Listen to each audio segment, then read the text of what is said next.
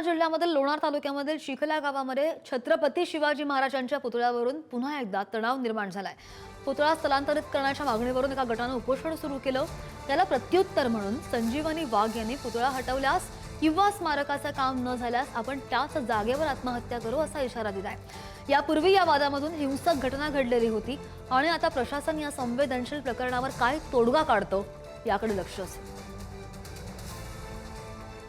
महाराष्ट्राला सुद्धा समजून येईल की यांचा जागेला किंवा कोणत्याच गोष्टीला विरोध नव्हता। यांचा छत्रपती शिवाजी महाराज स्मारकालाच विरोध आहे। त्यांचे पॉम्पलेट असतील, बॅनर असतील किंवा त्यांचे काही स्टेटस असतील, त्याहून त्यांनी असं मला स्पष्ट झालं की ते सांगतात जोपर्यंत छत्रपती शिवाजी महाराजांचं स्मारक तिथून हलत नाही तोपर्यंत आम्ही आमरण उपोषण सोडणार नाही। म्हणजे आपण समजून घेण्याची गोष्ट आहे की छत्रपती शिवाजी महाराजांनाच हे विरोध करतायत।